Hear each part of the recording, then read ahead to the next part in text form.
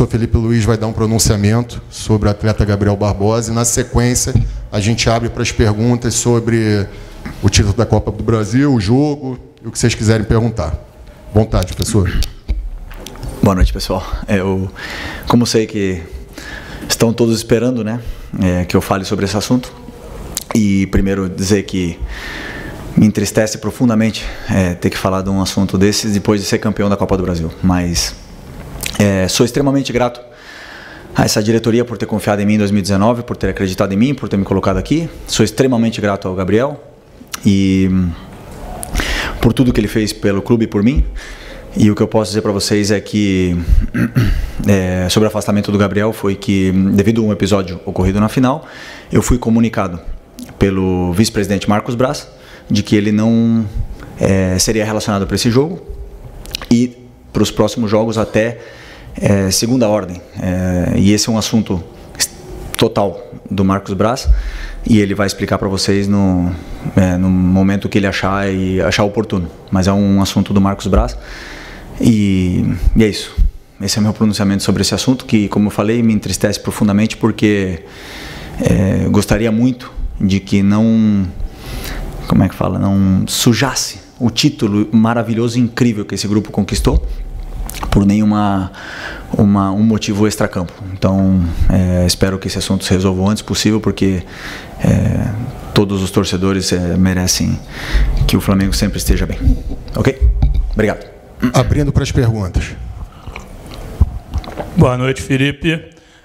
Felipe, queria te perguntar da partida de hoje. Imagino, pelo teu espírito da tua época de jogador e agora de treinador, imagino que você tenha saído muito frustrado com esse resultado, porque o Flamengo criou demais, teve muito próximo da vitória. Mais uma vez o Everson teve uma grande atuação e, com todo respeito à recomendação, queria saber se você poderia falar mais sobre o assunto. Se não puder, eu entendo, mas eu tinha que tentar no meu papel. Tá? Okay. Obrigado.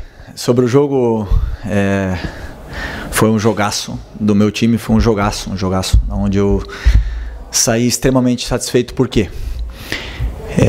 Porque eu, no meu modelo de jogo, eu criei um modelo de jogo onde o torcedor se sinta representado, que é pressionar alto, que é atacar em todo momento, que é um time vertical, que tem a chance de gol, que jogue tentando sempre buscar o gol.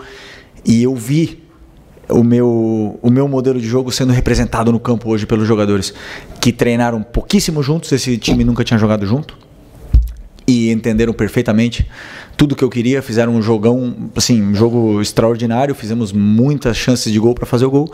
Infelizmente a bola não entrou e o futebol é assim. Ok? Felipe, boa noite. João Pedro Fragoso, Jornal Globo. Eu não tive em Minas no domingo, então parabéns pela conquista de mais um título aí na sua carreira. Felipe, eu queria te fazer uma pergunta sobre você. Ao longo desse tempo que, enfim, desde outubro, quando você está no futebol profissional do Flamengo, e no Sub-17, no Sub-20, quando você estava na base também, você falou muito de como você se preparou para estar onde você está, no que diz respeito ao aspecto tático, ao campo e bola. Mas eu queria te perguntar sobre como você se preparou para viver esses momentos do futebol também, esses momentos de polêmicas extracampo, esses momentos de algumas questões que você tem que resolver com a diretoria, essas questões internas. Como é que você se preparou para viver esse tipo de momento assim? Primeiro porque eu tive muitas experiências e convivências com polêmicas como jogador, com companheiros, até mesmo eu, em alguns determinados momentos. E essa experiência me leva a ter um rumo, um norte. Mas a liderança que eu tenho é uma liderança natural, né? Sou como eu sou, eu não sou um ator, eu sou como eu sou. E isso não se prepara, isso se é. Só isso. Felipe, boa noite, Raíza Simplício da Gol Brasil. Eu queria que você explicasse pra gente ali a situação do pênalti, né? O Davi Luiz bateu o pênalti, não sei se ele pediu a bola pro Alcaraz, o Alcaraz é que vinha batendo os últimos 2 pênaltis, pelo menos ele bateu e converteu. Como é que foi essa situação ali? Você participou, não participou? Queria entender ali o que aconteceu. Participo de todas as escolhas do meu time, tudo que faz no campo, até os arremessos de laterais, as jogadas de escanteio, as jogadas de falta, as cobranças de pênaltis. E o Davi Luiz e o Alcaraz eram os 2 batedores da minha lista de hoje. O Davi Luiz treina todos os dias pênalti, O Charlie também treina praticamente todos os dias pênalti. O Davi tem uma média de acerto incrível e acredito porque aconteceu, o Davi vai poder explicar melhor, né? Mas eu acredito que o Everson conhecia ele, alguma coisa assim. Ele acabou perdendo o pênalti, mas isso é absolutamente normal, porque o Charlie também poderia ter errado o pênalti e qualquer outro jogador está sujeito a errar um pênalti, né? Isso é treino, é prática e eu tenho plena confiança nos batedores que eu escolho. E se eu coloquei o Davi Luiz como um dos 2 batedores, porque depois dentro do jogo um se sente mais com mais confiança, outro com menos confiança, então eu sempre coloco 2 batedores. E se eu coloquei o Davi Luiz como batedor de pênalti é porque eu vejo ele treinar e sei da capacidade de bater pênalti que ele tem, porque é um jogador que já bateu pênalti em final de Champions League. Felipe, aqui, boa noite, Cícero Mel, da ESPN, dos canais Disney. Parabéns aí por esse seu início de trajetória no time profissional, com muita personalidade, né, mostrando tudo aquilo que você aprendeu como jogador e com grandes técnicos. Eu queria justamente falar sobre isso. Você tem 10 jogos à frente do Flamengo, 6 vitórias, 3 empates e apenas aquela derrota no Fla-Flu. O Campeonato Brasileiro faltam 5 rodadas e a trajetória, o que vem para o Flamengo já está tudo definido. Conquistou o título que queria da Copa do Brasil, conquistou uma vaga, em consequência, para a Libertadores da América. Já teria a vaga de qualquer maneira com a classificação que ele tem no momento em 4º lugar. Você vai aproveitar esses 5 jogos que faltam para desenvolver o quê dentro desse time do Flamengo e dentro da sua carreira?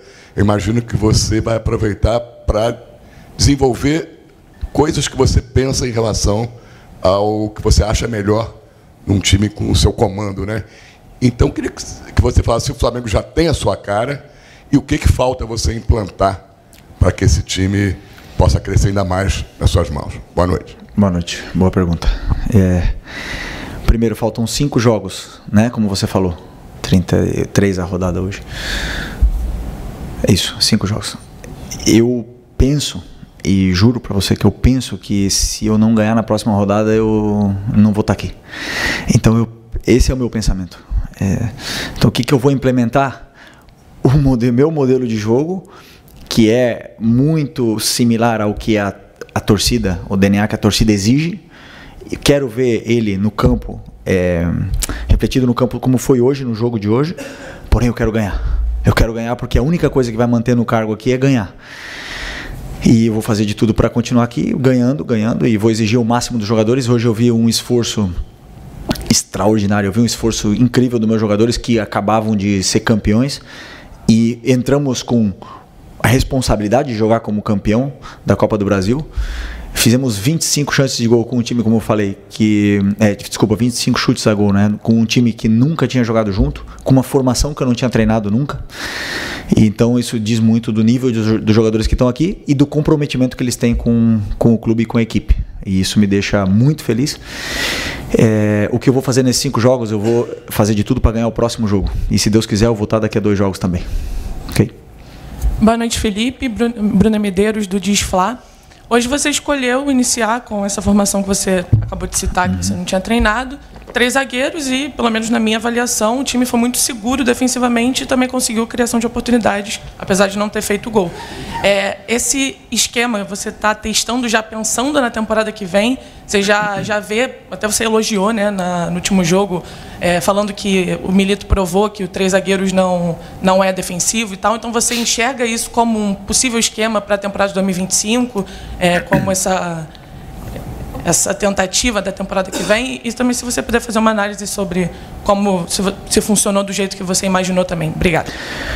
Eu acredito que todo time que luta para ser campeão, um time completo, um time muito qualificado, ele tem que dominar 2 sistemas, pelo menos. Esse é o meu pensamento, tá? Sobre futebol. Nós dominamos muito bem o 4-4-2, 4-2-3-1, que é similar. E hoje, esses jogadores provaram que dominam o 3-4-3, 3-5-2. Então, hoje, por que eu coloquei essa estrutura no campo hoje? Primeiro, pelos jogadores que tinham. A qualidade, a característica dos jogadores que estavam disponíveis para o jogo de hoje. Que vocês viram, eram esses que estavam disponíveis para o jogo de hoje, mais o Lohan do profissional, mais o Cleiton. O Léo não tinha condições de jogo de hoje, até completou o banco. Então, em função das características dos jogadores que estavam hoje no campo, esse para mim era o melhor sistema, que combinava muito com o jeito para pressionar o jeito que o Atlético Mineiro joga. E foi, para mim, funcionou muito bem, porque o primeiro tempo eu praticamente não vi o Atlético Mineiro no nosso campo, praticamente não vi. Vi só a gente, enquanto durou as forças, duraram as pernas, porque o jogo é feito de fases e a gente fez essa fase durar muito mais do que é o normal. Foram 65 minutos dentro do campo do Atlético Mineiro e claro, depois, claro que essa fase muda um pouco, o Atlético melhorou no jogo, teve as suas chances, mas como eu falei, fiquei muito feliz porque são jogadores que muitos deles não vinham jogando muito, vinham sem ritmo e fizeram um jogo muito bom. Felipe, boa noite. Vinícius, Sacramento MS Web Rádio. Queria te dar os parabéns pela sua temporada. Ganhou o título no Sub-17, Sub-20 e também no profissional. Eu queria saber de você como é que você vai fazer agora com esses 5 jogos para rodar o elenco, né? Porque você teve vários desfalques. Você acabou de dizer que teve um 14º com o Léo Pereira, que completou o banco, mas não tinha condições. Como rodar o elenco quando até fatores externos acabam atrapalhando a tua escalação? Pendurados, suspensos, lesionados, jogador afastado. O que fazer para essas rodadas finais com tantos desfalques? Rodar o elenco, como você fala, em revezar os jogadores? Não, eu escolho os melhores para jogar todo o jogo, segundo as características dos jogadores e o que eu penso que é melhor para a equipe. Eu somente penso na equipe, no que é melhor para a equipe. E às vezes, como eu já falei outras vezes, é melhor uma característica de um zagueiro que outro, de um lateral ou outro. E eu penso no que é melhor para a equipe, é a única coisa que eu penso. Sobre os desfalques, não importa o número de desfalques que temos, o time que entrou hoje no campo é um time, só posso elogiar, um time grande, gigantesco, jogadores espetaculares que entraram no campo. Eu não tenho desculpa nenhuma para dizer,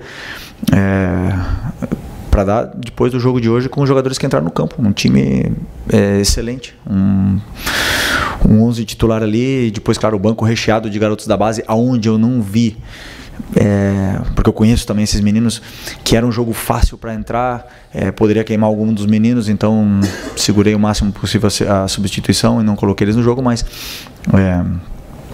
com o elenco que eu tenho, não posso dar desculpa. Estou muito bem servido. Aqui é Felipe, boa noite. Marcos Martinho, do canal da KSRN. E Felipe, você participou no ano de 2022, né, de uma temporada que terminou com 2 conquistas históricas para o Flamengo.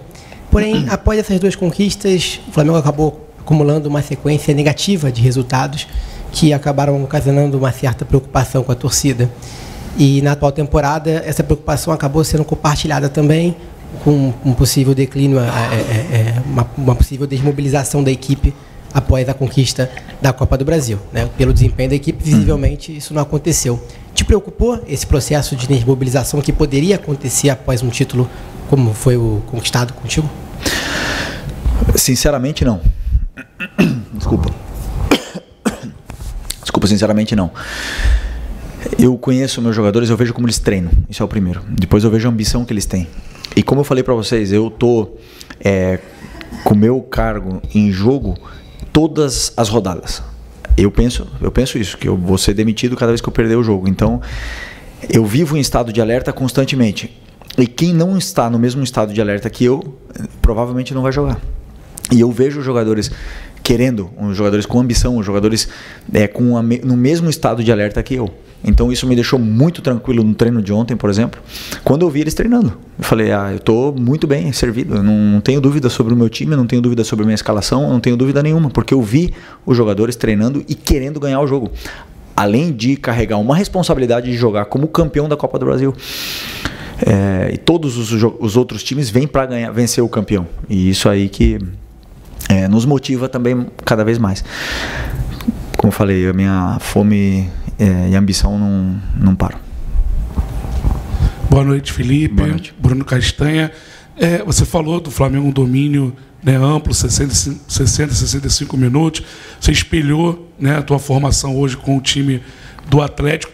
Mas você esperava, vindo dos outros 2 jogos da Copa do Brasil, essa falta de espaço, ou hoje, com não estar no mano a mano, tem cobertura já que você botou Michael e Bruno Henrique por dentro para tentar atacar aquele espaço que na Copa do Brasil tinha muito e hoje faltou? Obrigado. Eu não entendi bem o contexto. Você acha que você se surpreendeu com a mudança do Atlético Mineiro, a questão de um pouco mais baixo, e hoje não está no mano a mano o tempo todo, como teve nas duas últimos jogos? Não, o Atlético Mineiro não veio completamente no mano a mano no primeiro jogo da final. Eles deixaram uma sobra. E hoje foi a mesma coisa. Eu esperava que eles fossem vir assim, com uma sobra também, até mesmo pelos jogadores rápidos que a gente tinha na frente. Tínhamos Wesley, Ayrton Lucas, Michael e Bruno Henrique. Então, vir pressionar mano a mano no Maracanã com esses jogadores rápidos era um risco muito grande. Eu não esperava que eles viessem assim. E conseguimos, com esse tipo de jogador super perigoso, pressionante, que o Michael, o Bruno não pararam, e o Charlie, o Matheus, todos eles não pararam de pressionar os 90 minutos. Conseguimos impor o nosso ritmo, impor o volume de jogo que queríamos, sermos protagonistas do jogo. E somente faltou o gol. Então, eu não surpreendi, porém a formação e as peças, as características dos jogadores que foram a campo levaram com que o time tivesse esse domínio, na minha opinião, avassalador no primeiro tempo e parte do segundo. Aqui, boa noite, Felipe, Vinícius, canal Vini Rubro Negro, parabéns pelo título da Copa do Brasil. Falando um pouco do seu esquema hoje, acho que algo que muitos imaginaram, por ser um esquema com três zagueiros, era que o Ayrton Lucas, por exemplo, poderia se destacar um pouco mais, né? Ele que em 2023 viveu ótimos momentos com esse tipo de formação, né? Onde ele é um atleta que aparece muito ofensivamente, mas saiu até vaiado, acho que deixou um pouco a desejar nesse sentido. Queria saber que avaliação você teve da partida dele e como você vê esse momento do Ayrton Lucas e o que ele precisa para retomar a boa fase. O jogador vive de fases, ele obviamente que veio jogando o Alexandro nos jogos mais importantes. E como eu falei para vocês, eu acredito que o jogador, para render ao máximo, ele precisa de minutos e minutos e minutos e minutos. E o Ayrton não está passando pelo seu melhor momento, poderia afirmar isso. Mas, como eu falei, ele é de fases, o esquema hoje favorecia ele, mas atacamos muito pelo lado direito, porque o Wesley sim está numa grande fase. Então, e aí não favoreceu tanto o Ayrton naquele lado, e acabou favorecendo mais o Wesley pelo lado direito, mas ele cumpriu bem a função que ele tinha para fazer, ele fez o que ele tinha que fazer, ele entrou na área quando tinha que entrar, marcou quando tinha que marcar e cumpriu a função. Claro que sabemos que essa não é a melhor versão do Ayrton, porém vou continuar dando carinho e esforço, e também gosto de falar dos que estão bem, né, dos que sim estão numa grande fase, como é o caso do Wesley, do Everton e outros tantos jogadores. Felipe, boa noite. Mauro Santana, canal do Mauro Santana. Apesar do domínio da partida, já mencionado, o Flamengo ter criado, mais uma vez o Flamengo esbarra, além da excelente noite do goleiro Everson, mas da necessidade já apontada, a preocupação de melhorar a eficiência da efetivação das jogadas criadas ofensivas. Você acredita que esse é o seu maior desafio nessa reta final de temporada, até já pensando em 2025? Eu falei numa outra entrevista que eu acredito que o gol a gente não ensina, né, aos jogadores. Assim, a gente pode criar muitos recursos para eles entrarem na área, para eles finalizarem e tudo mais. Mas tem dias que a bola não entra. E tem dias que, por exemplo, até pênalti a gente erra. E tem dias que, fazendo muito menos, você faz 2, 3, 4 gols. Então, eu associo isso a um daqueles dias que a bola não entrou. E vamos continuar trabalhando finalização, vamos continuar trabalhando essa frieza, eles têm que cada vez treinar mais e se sentir melhor de cara ao gol. E eu tenho certeza que isso vai melhorar daqui para frente. Professor, últimas duas. Ok. Felipe, boa noite. Boa noite. Você fala que pensa o jogo a jogo, acredito que você já está preocupado com o próximo jogo contra o Cuiabá na semana que vem. Só que ontem a CBF divulgou a tabela, né, o calendário, na verdade, de 2025. Os estaduais começando ali por volta do dia 12 de janeiro. Teoricamente o Flamengo volta no dia 8. Para no dia 8 de dezembro, volta no dia 8. Você teria 4 dias para treinar uma equipe. Normalmente entra com os garotos da base. Você já tem uma Supercopa do Brasil no dia 2 de fevereiro e um brasileiro começando no final de março ali, já embolado também com Libertadores. Eu queria saber se você, quando olhou o calendário, já começou a pensar em alguma coisa para esse começo de ano e como é que você está vendo isso? A gente planejou uma parte da pré-temporada antes de sair esse calendário e confesso que eu não olhei. Até um erro, né? Mas não olhei esse calendário porque eu estava com a cabeça muito focada para o jogo de hoje. E agora temos essa semana toda para olhar e preparar. Né? Preparar essa pré-temporada, essas semanas, esses microciclos aí até chegar bem na final, como você falou. Temos aí um mês de férias obrigatórios por lei e a partir daí voltaremos, treinaremos muito em todos os aspectos e não tenho nenhuma dúvida de que chegaremos muito bem preparados para essa final e do nível que a gente quer que os jogadores estejam. Última aqui.